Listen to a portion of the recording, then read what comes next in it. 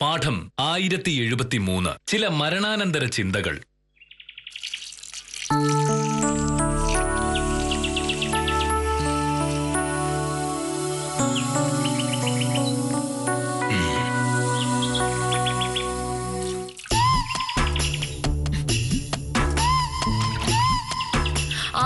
മോഹനേട്ടാ, അതെ, ഞാനിന്ന് വൈകിട്ട് വരാൻ കുറച്ച് വൈകുവേ. വിദ്യയുടെ അച്ഛൻ നല്ല സുഖമില്ല മോനേട്ടാ, ഒന്ന് പോയി കാണണം.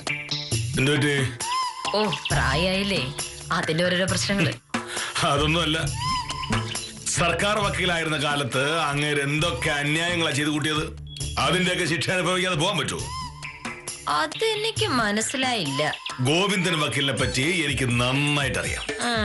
സർക്കാർ വക്കീലായിരുന്നത് കൊണ്ട് സർക്കാരിന്റെ ശമ്പളവും വാങ്ങി പൈസക്കാരായ പ്രതികൾക്ക് വേണ്ടി കേസ് തോറ്റു കൊടുക്കുക എന്നുള്ളത് അങ്ങയുടെ സ്ഥിരം പരിപാടിയായിരുന്നു. ചുമ്മാ ശത്രുക്കൾ പറഞ്ഞുണ്ടാക്കുന്ന എന്റെ മോഹനേട്ടാ. ഒന്നുമല്ല, ഗോവിന്ദൻ വക്കീൽ വാദിച്ച കേസുകളിൽ പ്രതികൾ കാശുള്ളവരായിരുന്നെങ്കിൽ രക്ഷപ്പെട്ടിട്ടുണ്ട്. സർക്കാരിൽ നിന്ന് ശമ്പളം, പ്രതിഭാഗത്തു നിന്ന് കൈക്കൂലി. പക്ഷേ പാവപ്പെട്ട ആരെങ്കിലുമാണ് കേസിലെ പ്രതിയെങ്കിൽ അവനെ തൂക്കിക്കൊന്നല്ലാതെ ഗോവിന്ദ വക്കീൽ അടങ്ങില്ല. അങ്ങനെ എത്ര നിരപരാധികളെ ശിക്ഷിച്ചിരിക്കുന്നു. അവരുടെയൊക്കെ പ്രാക്ക് അങ്ങയുടെ തലയ്ക്ക് മുകളിൽ നിൽപ്പുണ്ട്.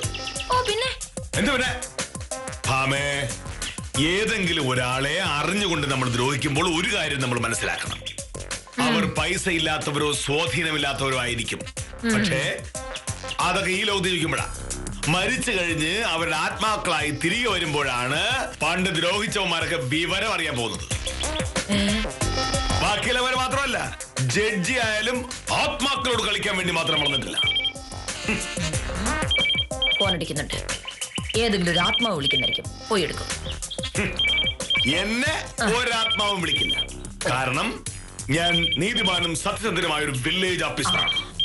പക്ഷെ നിന്റെ കാര്യം അങ്ങനെയല്ലല്ലോ. എന്തുമാത്രം കൊലപാതകളെ നീ സഹായിച്ചിരിക്കുന്നത്. അവർ കൊന്ന ആൾക്കാരുടെ ആത്മാക്കൾ നിന്നെ അന്വേഷിച്ച് വരാനുള്ള എല്ലാ സാധ്യതയും കാണുന്നുണ്ട്. നീ സൂക്ഷിച്ചോ.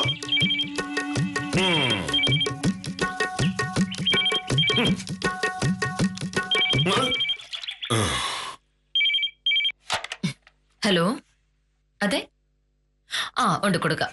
മോനേട്ടാ ഇപ്പൊ വരുവേ. ആരാ? ഞാൻ ചോദിച്ചില്ല. അത് ചോദിച്ചാലെന്താ? മോഹനേട്ടൻ ചോദിച്ചൂടെ? ഇതാ. ഹലോ, അതെ, എന്താ പ്രഭാര? അറിയാലോ.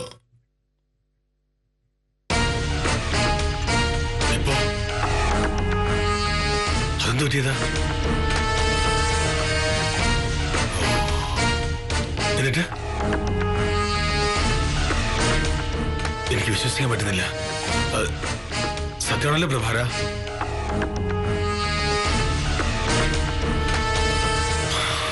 കഴിഞ്ഞ ആഴ്ച കൂടെ ഞാൻ കണ്ടതാ. ശരി, ബാക്കി വിവരങ്ങൾ അറിഞ്ഞിട്ട് എന്നെ കൊണ്ട് വിളിക്കണേ.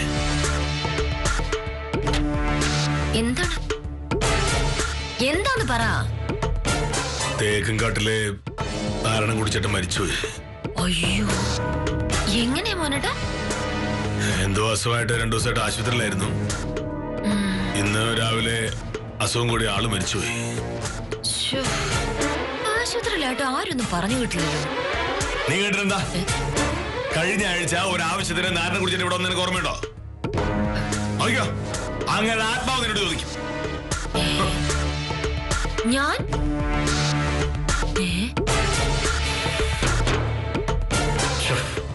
കഷ്ടായി പോയല്ലോ മോനേട്ടാ. എന്നോട് ചൂടായിട്ട് പോകുന്ന എന്തിനാണ്? പിന്നെ ആരോട് ചൂടാവണം? നാരായണൻ കുട്ടിച്ചേട്ടന്റെ ഒരു നിസ്സാര കേസുമായിട്ട് വന്നപ്പോ നീ എന്താ ചെയ്തത്? നിനക്ക് സൗകര്യമില്ല. അങ്ങനെയൊന്നുമല്ല ഞാൻ പറഞ്ഞത്. എനിക്ക് സമയമില്ലെന്നാണ് ഞാൻ പറഞ്ഞത്. ഒരിക്കലുമല്ല. നിന്നെ കാണാൻ 2 പ്രാവശ്യം നാരായണൻ കുട്ടിച്ചേട്ടൻ വക്കീൽ ഓഫീസിൽ വന്നതാ. നീ ഓരോരോ ന്യായങ്ങൾ പറഞ്ഞ് ഒഴിവാക്കി. അത് കഴിഞ്ഞ് നിന്നെ നോക്കി നാരായണൻ കുട്ടിച്ചേട്ടൻ കോടതിയുടെ പുറകെ വന്നു. അപ്പോഴും നീ അങ്ങയുടെ മുന്നിൽ പെടാൻ നിന്നു. അത് കഴിഞ്ഞ് നാരായണൻ കുട്ടിച്ചേട്ടൻ നിന്നെ കാണാൻ ഇവിടെ വന്നു. അപ്പൊ നീ എന്താ പറഞ്ഞത്? നിനക്ക് സൗകര്യമില്ല. ഞാൻ അങ്ങനെയല്ല പറഞ്ഞത്.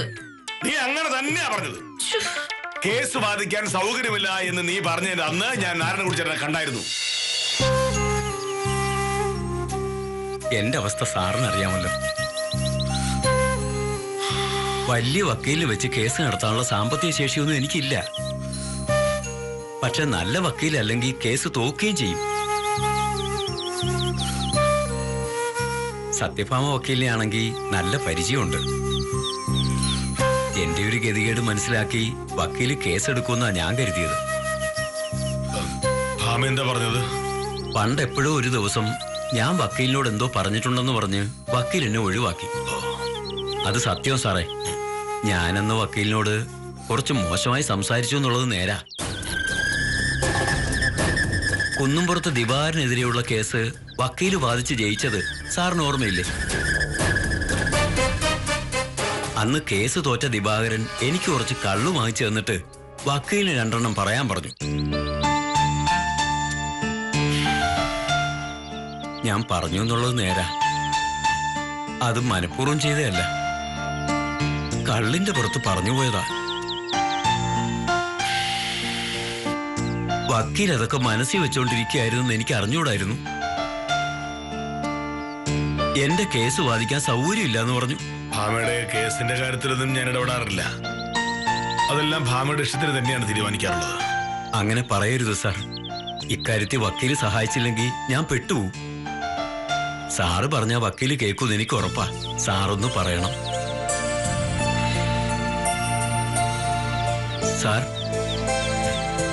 ഞാൻ ചെയ്തത് തെറ്റായി പോയെന്ന് ഞാൻ സമ്മതിച്ചല്ലോ.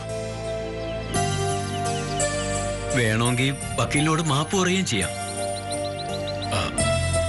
സാർ ഈ നാട്ടിലെ ഏറ്റവും വലിയ ഗാന്ധിയനല്ലേ? ഗാന്ധിയന്മാർ എല്ലാം ക്ഷമിക്കുകയും പൊറുക്കുകയും ചെയ്യുന്നവരാണെന്നല്ലയോ പറയുന്നത്? സാറ് വക്കീലിനോട് ഒന്ന് പറയണം.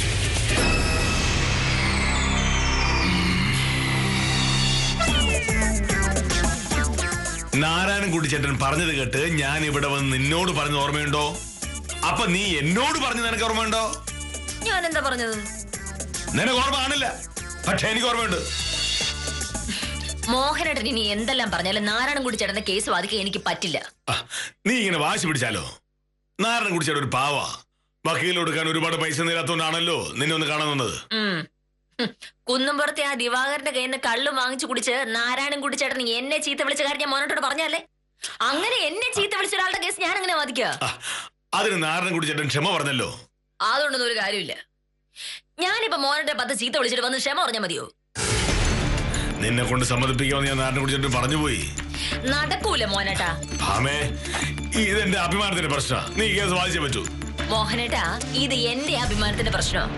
അതുകൊണ്ട് തന്നെ ഈ കേസ് ഞാൻ വാദിക്കൂല. ഞാനാണ് പറയുന്നത്. മോഹനേട്ടനെന്നല്ല, സാക്ഷാൽ ബ്രഹ്മാവ് പറഞ്ഞാലും ഞാൻ ഈ കേസ് വാദിക്കില്ല. ഈ കാര്യത്തിൽ മോഴക്കൊണ്ടാക്കാൻ നിൽക്കുന്ന മോനേട്ടാ. എന്റെ പേര് സത്യഭാമ എന്നാണെങ്കിൽ ഞാൻ ഈ കേസ് വാദിക്കില്ല. അത് മോനേട്ടല്ലേ എപ്പോഴും പറയുന്നത് കള്ളുകൂടിയമാരുടെ കേസൊന്നും നീ ഏക്കരുതെന്ന്. അതുകൊണ്ട് ഞാൻ അപ്പൊ പറ്റില്ല എന്ന് പറഞ്ഞു. അതുകൊണ്ടല്ല, കേസ് വാദിച്ചാൽ കാശ് കിട്ടുമോ എന്ന സംശയമുള്ളത് കൊണ്ട് നീ നാരായണൻകുട്ടി ചേട്ടനെ ഒഴിവാക്കി. നാരായണൻകുട്ടി ചേട്ടന് വേണ്ടി ഞാൻ ശുപാർശ ചെയ്തുകൊണ്ട് നിന്റെ വാശി കൂടി. നിനക്ക് അദ്ദേഹത്തിന് കേസ് വാദിക്കാൻ സൗകര്യമില്ലെന്ന് പറഞ്ഞു. അയ്യോ, മോഹനേട്ടൻ ഒരു കാര്യം ശരിക്കും ശ്രദ്ധിക്കാത്തോണ്ട് ഇങ്ങനെയൊക്കെ പറയുന്നത്. എനിക്ക് സൗകര്യമില്ല എന്ന് ഞാൻ പറഞ്ഞു എന്നുള്ളത് നേരെ തന്നെയാണ്. പക്ഷെ അതിന്റെ അർത്ഥം എന്താ? മോഹനേട്ട, എന്നെ ഒന്ന് അടുക്കളയിൽ സഹായിക്കാമോ എന്ന് ഞാൻ ചോദിക്കുമ്പോൾ മോഹനേട്ടനോട് പറയാറുണ്ടല്ലോ എനിക്ക് സൗകര്യമില്ല എന്ന്. ആ അർത്ഥത്തിലല്ല ഞാനത് പറഞ്ഞത്. പിന്നെ ഏതർത്ഥം? അതായത് എനിക്ക് ഒരുപാട് കേസുകൾ വേറെ നോക്കാനുള്ളത് കൊണ്ട് എനിക്ക് സമയമില്ല. അങ്ങനെ സമയമില്ലാത്തത് കൊണ്ട് നാരായണൻകുട്ടി ചേട്ടനെ കേസ് ഏക്കാനുള്ള ഒരു സൗകര്യം അപ്പോഴെനിക്കില്ല എന്നായിരുന്നു ഞാൻ അന്നേരം പറഞ്ഞത്. അല്ലാതെ സൗകര്യമില്ല എന്നല്ല, സൗകര്യം ഇപ്പൊ ഇല്ല എന്നാണ് അതിന്റെ അർത്ഥം. ഇമാതിരി വേഷം കെട്ടലൊന്നും ഒരു കാര്യമില്ല. ഒരു പാവം മനുഷ്യന്റെ അവസാനത്തെ ആഗ്രഹം സാധിച്ചു കൊടുക്കാത്തതിന് നീ അനുഭവിക്കൂ. അഹങ്കാരി.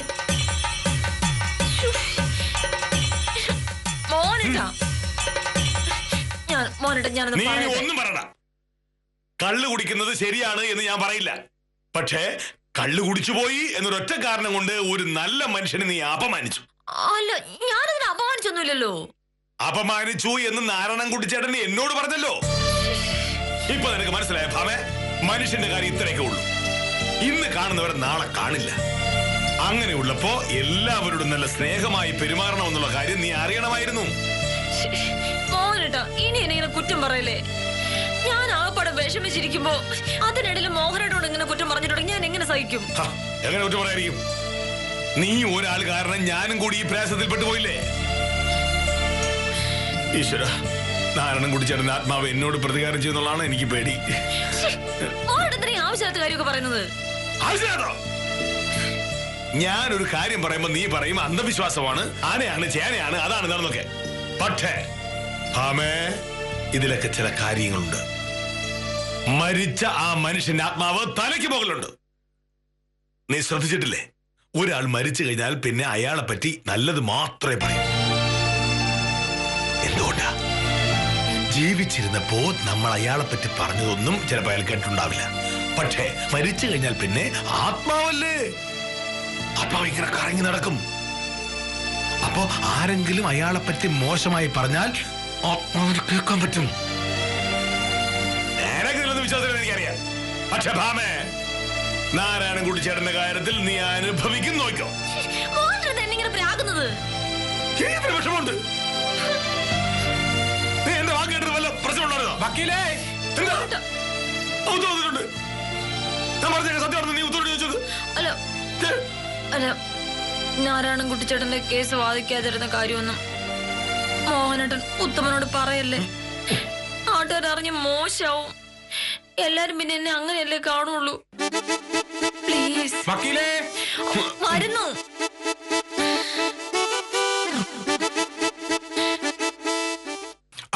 നമസ്കാരമുണ്ട് വക്കീലെ.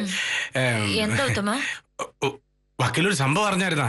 നമ്മളാ നാരായണൻകുട്ടി ചേട്ടൻ വക്കീൽ അറിഞ്ഞല്ലേ? ഓ, മോഹനേട്ടൻ ഇപ്പൊ ഫോൺ വന്നിരുന്നു. വക്കീലെ, ഞാൻ ഇന്നലെ നാരായണൻകുട്ടി ചേട്ടനെ കാണാൻ ആശുപത്രി ചെന്നിരുന്നു. അപ്പൊ നാരായണൻകുട്ടി ചേട്ടൻ എന്റെ അടുത്തൊരു കാര്യവും പറഞ്ഞു. എന്ത് കാര്യം? അത് അല്ല, പിന്നെ ഈ നാരായണൻകുട്ടി ചേട്ടൻ ഏതോ കേസിന്റെ ആവശ്യത്തിന് വക്കീലിനെ കാണാൻ വന്നെന്നും വക്കീല് കേസ് വാദിക്കൂല എന്ന് പറഞ്ഞെന്നൊക്കെയാണ് പറഞ്ഞത്. പുള്ളിക്കാരൻ ഭയങ്കര സങ്കടത്തിലുമായിരുന്നു. ആശുപത്രിയിൽ അടുത്തുണ്ടായിരുന്ന ആളുകളൊക്കെ അന്തം വിട്ട് എന്റെ അടുത്ത് ചോദിക്കുകയാണ്, ഓ, സത്യഭാമ വക്കീൽ ഇങ്ങനെ കണ്ണിച്ചോരല്ലാത്ത ആളാണോ ഉത്തമ എന്ന്. അല്ല, അതെന്താ ന്യായം ഉത്തമ? ഒരു വക്കീലാകുമ്പോ പല കക്ഷികളും പല കേസുകളുമായിട്ട് കാണാൻ വരും.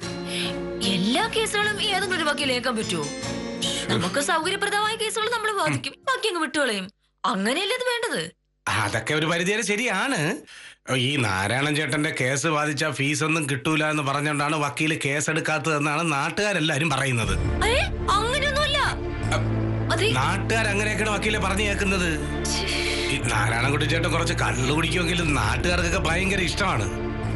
അങ്ങനെയുള്ള നാരായണൻകുട്ടി ചേട്ടൻ്റെ ഒരു അത്യാവശ്യം വന്നപ്പോ പരിചയക്കാരിയായ വക്കീല് കൈയൊഴിഞ്ഞു എന്നാണ് നാരായണൻകുട്ടി ചേട്ടന്റെ അനിയൻ രാഘവൻ ചേട്ടൻ പറയുന്നത്. അത് നമസ്കാരമുണ്ട് സാർ. നമസ്കാരം. രാവിലെ അറിയാലോ ഞാൻ നാരായണൻകുട്ടി ചേട്ടന്റെ കേസ് വാദിക്കാത്തതിന്റെ കാരണം എന്താന്ന്. ഇപ്പൊ എല്ലാരും പറയുന്നത് ഞാൻ കാശിന് വേണ്ടി കേസ് വാദിക്കാതിരുന്നതാണെന്ന്. സാറേ, അത് മാത്രമല്ല നാട്ടുകാർ നേരിടുന്ന ഏതു പ്രശ്നത്തിന് സഹായിക്കുന്ന കെ മോഹനേരി സാറിന്റെ ഭാര്യ എങ്ങനെ ഇത്തരത്തിലായി പോയി എന്ന് ബേക്കറിലെ പുഷ്കർ എന്റെ മുഖത്ത് നോക്കി ചോദിച്ചു. കേട്ടല്ലോ, മുഖത്ത് നോക്കി ചോദിച്ചെന്ന്. നിന്റെ വാശിയാണ് നാണം കിട്ടുപോയി ഞാൻ കൂടെ. ഇതാണ് ഭാമ ഞാൻ പറയുന്നത്. ഭാര്യമാർ ഭർത്താവിനനുസരിച്ച് ജീവിക്കണമെന്ന്. പൊതുവാ ഈ കാര്യത്തിൽ എനിക്കൊരു പങ്കുമില്ല. ഞാൻ ഇവളോട് കേസ് വാദിക്കാൻ പറഞ്ഞിട്ട് ഇവൾ കേൾക്കാത്തതാണെന്ന് കൂടി ഉത്തമൻ നാടായ നാട് മുഴുവൻ പറഞ്ഞു നടന്നോളൂ. ഇവളുടെ അഹങ്കാരത്തിന്റെ പേരിൽ ഞാൻ എന്തിനാണ് പണി കേൾക്കുന്നത്? കഷ്ടമായി പോയില്ല ഈശ്വര. സഹജീവിയോട് സഹാനുഭൂതി ഇല്ലാത്തവൾ. അല്ലാന്ന് ഞാൻ പറഞ്ഞില്ലല്ലോ വക്കീലേ. പക്ഷെ നാട്ടുകാരുടെ മുമ്പിൽ വക്കീൽ തന്നെയാണ് പ്രതി. കേസ് വാദിക്കാൻ നല്ല വക്കീലിനെ കിട്ടാത്തതിന്റെ മനപ്രയാസത്തിലാണ് നാരായണൻകുട്ടി ചേട്ടന് സൂക്കേട് കൂടി എന്നാണ് എല്ലാരും പറയുന്നത്. പിന്നെ നിങ്ങൾ തമ്മിൽ വേറെ എന്തെങ്കിലും പ്രശ്നമുണ്ടോ എന്നുള്ള കാര്യം നാട്ടുകാർക്ക് അറിഞ്ഞൂടല്ലോ.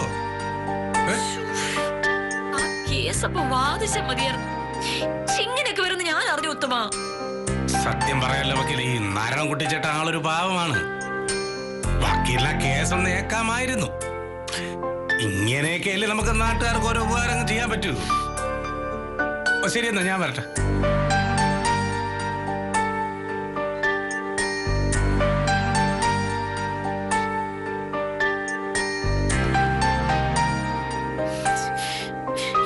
എല്ലാത്തിനും കാരണം മോഹനേട്ടനാ. നാരായണൻകുട്ടിച്ചേട്ടന്റെ കേസ് വാദിച്ചേ പറ്റുമെന്ന് മോഹനേട്ടൻ എന്നെ നിർബന്ധിച്ചിട്ടുണ്ടായിരുന്നു. ഞാൻ അപ്പൊ അത് വാദിക്കില്ലായിരുന്നു. ഞാൻ നിർബന്ധിച്ചല്ലോ. അല്ല, നാരായണൻകുട്ടിച്ചേട്ടന്റെ കേസ് വാദിക്കണമെന്ന് ഞാൻ പറഞ്ഞപ്പോൾ നീ പറഞ്ഞു നിന്റെ പേര് സത്യഭാമ എന്നാണെങ്കിൽ നീ ആ കേസ് വാദിക്കില്ല എന്ന്. അതെന്തോടാന്ന് അങ്ങനെ പറഞ്ഞത്? എന്തുകൊണ്ടാ? മോഹനേട്ടനെ വാശി പിടിപ്പിച്ചോണ്ട്. നമ്മൾ രണ്ടോട് വാശിയുടെ പേരിൽ വഴക്കുണ്ടാവുമ്പോ ഞാൻ അങ്ങനെ എന്തെങ്കിലുമൊക്കെ പറയാറില്ലേ? പക്ഷെ ഇങ്ങനെയാവുന്ന ഞാൻ കരുതിയോ? കരുതണമായിരുന്നു. ഞാൻ നാരായണൻകുട്ടിച്ചേട്ടന് വേണ്ടി ശുപാർശ ചെയ്തു എന്നൊരൊറ്റ കാരണത്താലാണ് ആ കേസ് വാദിക്കില്ല എന്ന് നീ പറഞ്ഞത്. എന്നെ തോൽപ്പിക്കാൻ നോക്കിട്ട് ഇപ്പൊ എന്തായി? പറഞ്ഞ വാസ്തവ. ഇനിയിപ്പോ നാട്ടുകാർ നിന്നെ പറ്റി എന്താവും പറയുക? ഒരു പാവം മനുഷ്യൻ ഒരു കേസിന്റെ കാര്യം പറഞ്ഞു വന്നപ്പോ ഫീസ് കിട്ടില്ല എന്ന് വിചാരിച്ച് കേസ് അങ്ങ് ഒഴിവായി കളഞ്ഞു എന്ന്. ഇത്രയും കാലം നീ ഉണ്ടാക്കിയ പേരും കൂടെ ഒറ്റയടിക്ക് അങ്ങ് പോവല്ലോ ഭാമേ. തന്നെ പിന്നെ പറഞ്ഞോണ്ടിരുന്നിട്ട് വല്ല കാര്യമുണ്ടോ? അപ്പോഴത്തെ എന്റെ ദേഷ്യത്തിന് ഞാൻ എന്തോ പറഞ്ഞുപോയി. നാരായണൻകുട്ടിച്ചേട്ടൻ ഇത്ര പെട്ടെന്ന് മരിച്ചു പോകുന്നൊന്നും ഞാൻ കരുതിയില്ല. ഭാമേ, ആരും ഏത് നിമിഷവും മരിച്ചു പോകാം. നമ്മുടെ വാശിയുടെ പേരിൽ നമ്മൾ ഓരോന്ന് ചെയ്താൽ പിന്നെ അതോർ ദുഃഖിക്കേണ്ടി വരും. നിന്റെ പേര് സത്യഭാമ എന്നാണെങ്കിൽ ആ കേസ് വാദിക്കില്ല എന്ന് നീ എന്നോട് പറഞ്ഞു. നീ കേസ് വാദിച്ചതുമില്ല. എന്റെ മുന്നിൽ നീ ജയിച്ചു. പക്ഷെ നാട്ടുകാരുടെ മുന്നിലോ? പുറത്തിറങ്ങി നോക്ക്, അപ്പൊ അറിയാം നാട്ടുകാർ എന്തൊക്കെയാ ചോദിക്കാൻ പോകുന്നത്. ഞാൻ പറഞ്ഞല്ലോ മോനേട്ടാ, അപ്പോഴത്തെ ദേഷ്യത്തിന് ഞാൻ അങ്ങനെയൊക്കെ പറഞ്ഞു പോയതല്ലേ. പക്ഷെ നാരായണൻകുട്ടിച്ചേട്ടൻ ഒന്നും കൂടി ഒന്ന് പറഞ്ഞിരുന്നെങ്കിൽ ഞാൻ ഉറപ്പായിട്ടും കേസ് വാദിച്ചേനെ. നീ ഇപ്പൊ പറയുന്നല്ലേ? അത് ഞാൻ ചുമ്മാ പറയുന്നല്ല, സത്യമായിട്ട് ഞാൻ ആ കേസ് വാദിച്ചേനെ. പണ്ടിനെ ചീത്ത വിളിച്ചതിന്റെ പേരിൽ ഒന്ന് വരട്ടണമെന്ന് മാത്രമേ ഞാൻ വിചാരിച്ചുള്ളൂ. പക്ഷെ അപ്പോഴേക്കും മോഹനേട്ടൻ അത് ഇടപെട്ട് എന്നെ കൊണ്ട് വാശി കയറ്റി അങ്ങനെ ഒരു തീരുമാനം എടുപ്പിച്ചല്ലേ. നീ എന്തിനാണ് വെറുതെ എന്നെ ഇങ്ങനെ കുറ്റപ്പെടുത്തുന്നത്? ഞാൻ ന്യായമായ ഒരു കാര്യം പറഞ്ഞു, നീ അത് വകവച്ചില്ല. ഈ കാര്യത്തിൽ എനിക്ക് ഇനിയിപ്പോ എന്ത് ചെയ്യാന് എനിക്കൊന്നും അറിയില്ല. നാരായണൻകുട്ടിച്ചേട്ടന്റെ ആത്മാവിനറിയാം ഞാൻ നിരപരാധിയാണ്. ആളുകൾ ഒന്നു തുടങ്ങിയല്ലോ. വഴിയിൽ വെച്ചും വക്കീൽ ഓഫീസിൽ വെച്ച് മാത്രമല്ല, വീട്ടിൽ കയറുന്ന ആളുകൾ ചോദിക്കാൻ പോണല്ലോ. ഈശ്വര, താനെ കൊച്ചു പറഞ്ഞോളൂ. നീ ഞാനില്ല, ഞാൻ ഈ കാര്യത്തിൽ കക്ഷിയല്ല. കഷ്ടമായി പോയില്ല ഈശ്വര.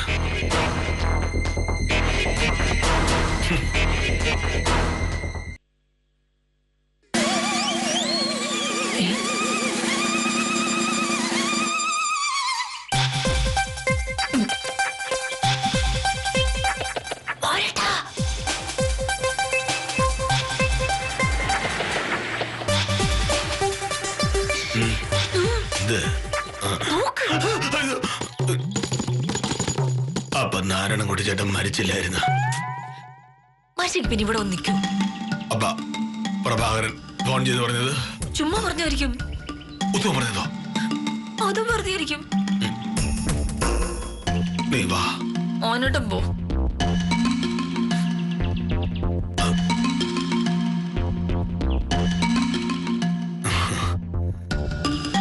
നമസ്കാരം സാർ. നമസ്കാരം. എന്താ നാരായണൻകുട്ടിച്ചേട്ടാ?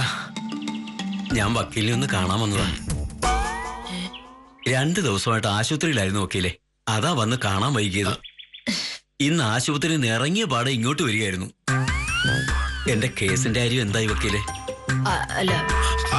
അതോട് നാരായണൻകുട്ടിച്ചേട്ടൻ വിഷമിക്കണ്ട. മാമ നാരായണൻകുട്ടിച്ചേട്ടൻ കേസ് വായിച്ചോളൂ. അന്ന് നാരായണൻകുട്ടിച്ചേട്ടൻ വന്ന് പറഞ്ഞപ്പോ കേസ് വാദിക്കാൻ പറ്റാത്തതിൽ ഭാമയ്ക്ക് നല്ല വിഷമവും സങ്കടമൊക്കെ ഉണ്ട്. സത്യത്തിൽ അത് നാരായണൻകുട്ടിച്ചേട്ടനുള്ള ദേഷ്യം കൊണ്ടായിരുന്നില്ല, എന്നോടുള്ള വാശി കൊണ്ടായിരുന്നല്ലേ. അല്ലാതെ നാരായണൻകുട്ടിച്ചേട്ടനോട് ഭാമയ്ക്ക് എന്താ വിരോധം? അല്ലേ ഭാമേ? ഒരു തെറ്റ് തിരുത്താൻ ദൈവമായിട്ടൊരു അവസരം തന്നതാ. ഇനി വേഗം കേസ് അങ്ങ് ഏറ്റെടുത്തോ, ഇല്ലെങ്കിൽ ഭാവിയിൽ ഇതുപോലെ വിഷമിക്കേണ്ടി വരും. നാരായണൻകുട്ടിച്ചേട്ടൻ നിൽക്കേ, ഞാനിപ്പോ വരാം.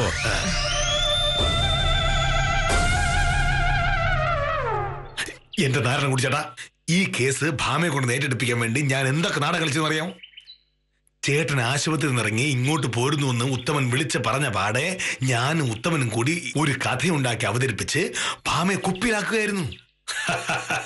നാരായണൻകുട്ടിച്ചേട്ടന്റെ കേസ് ബാധിക്കാൻ തെറ്റായിപ്പോയി എന്ന് ഭാമയെ കൊണ്ട് ഞാൻ സമ്മതിപ്പിച്ചത് എങ്ങനെയാണെന്ന് നാരായണൻകുട്ടിച്ചേട്ടൻ അറിയാമോ? സാർ എന്തൊക്കെയായി പറയുന്നത്? വക്കീൽ എന്റെ കേസ് മെലിഞ്ഞാൻ ഏറ്റല്ലേ? ആശുപത്രി വന്ന് എന്നെ കണ്ട് എന്റെ കയ്യിൽ നിന്ന് വക്കാലത്ത് ഒപ്പിട്ട് വാങ്ങിച്ചോണ്ട് പോയതല്ലേ? ഇന്നലെ കേസ് ഫയൽ ചെയ്തെന്നാ പറഞ്ഞേ. സത്യഭാമ വക്കീല് ആശുപത്രിയിൽ നിന്ന് ഇറങ്ങുമ്പോ ഇതുവഴി വരണം എന്നോട് പറഞ്ഞിരുന്നു. അതാ ഞാൻ വന്നത്. ആശുപത്രി പഠിക്ക വെച്ച് ഉത്തമനെ ഞാൻ കണ്ടു എന്നുള്ളത് നേരാ. വക്കീലിനെ വന്ന് കാണേണ്ട കാര്യം ഉണ്ടെന്നും പറഞ്ഞു. പക്ഷെ ഇത്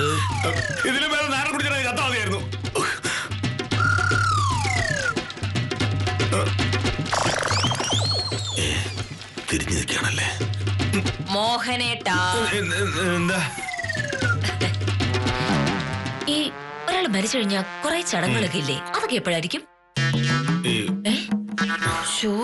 എന്നാലും മരിച്ചുപോയ ഒരാളുടെ ആത്മാവ് നമ്മുടെ തലയ്ക്ക് മോളി വന്ന് നിൽക്കുമെന്ന് മോഹനേട്ട പറഞ്ഞപ്പോ ഞാൻ ഇത്രയും കരുതിയില്ല കേട്ടോ മോനേട്ടാ. ഇതും മരിച്ചുപോയ ആള് സ്വന്തം ശരീരത്തിൽ തന്നെ കയറി നമ്മുടെ മുറ്റത്ത് വന്ന് നിൽക്കല്ലേ? നീ അന്നേരോട് വാശി കാണിച്ചോണ്ടല്ലേ എനിക്ക് ഇങ്ങനെ ചെയ്യേണ്ടി വന്നത്. എങ്ങനെയൊക്കെ? നീ പറഞ്ഞില്ല നിന്റെ പേര് സത്യഭാമ എന്നാണെങ്കിൽ നീ ഈ കേസ് ബാധിക്കില്ല എന്ന്. എങ്ങനെയെങ്കിലും നിന്നെ കൊണ്ട് ആ കേസ് ബാധിപ്പിക്കണം. കുറച്ചു മുത്തവും വിളിച്ച് നാരനെ കുടിച്ചിട്ട് ഇങ്ങോട്ട് വരുന്നു പറഞ്ഞപ്പോ നിന്നെ കൊണ്ട് സമ്മതിപ്പിക്കാനായി ഇങ്ങനൊരു നാടകം കളിക്കാന്ന് വിചാരിച്ചു. ആസൂത്രണം അപ്പൊ ഫോണിലൂടെ ആരും നടന്നത്. അത് കഴിഞ്ഞ് ഈ പ്രഭാകരൻ ഫോൺ വിളിച്ച് നാരായണൻ കുടിച്ചിട്ട് തട്ടിപ്പോയെന്ന് പറഞ്ഞതോ? അത് പ്രഭാകരനായിരുന്നില്ല, ഉത്തമനായിരുന്നു. ആഹാ, പിന്നെ കാര്യങ്ങൾ ഒന്നും കൂടെ ഉറപ്പിക്കാനായിട്ട് ഉത്തമൻ നേരിട്ട് അതൊക്കെ ഉത്തമനെ വെച്ചിട്ടുണ്ട്. സാർ ഇവിടെ നിക്ക്, ഞാൻ പോയിട്ട് ഈ കടലാസ് ഒന്ന് നാരായണൻ കുടിച്ചേട്ടനോട് ഒപ്പിടിപ്പിച്ചിട്ട് ബാക്കി കാര്യങ്ങൾ പറയാം. ഇവിടെ നടന്ന കാര്യം നാരായണൻകുട്ടി ചേട്ടനോട് പറയണ്ട, അതൊക്കെ മോശ. ആർക്ക്? എനിക്ക് മോശം പറഞ്ഞാൽ നിനക്ക് മോശമല്ലേ? ബുദ്ധിയിൽ വില്ലേജ് ഓഫീസറെ വെല്ലാൻ മറ്റൊരാളില്ല എന്നാണ് അദ്ദേഹത്തിന്റെ ഭാവമെങ്കിലും കാര്യത്തോടടുക്കുമ്പോൾ സംഗതി കയ്യിൽ നിന്ന് പോകുമെന്നതാണ് അനുഭവം. ഇന്നത്തെ കളി ഗംഭീരമായി വിജയിച്ചു എന്ന് കരുതിയിരുന്നപ്പോഴാണ് സംഗതി പാളിയത്.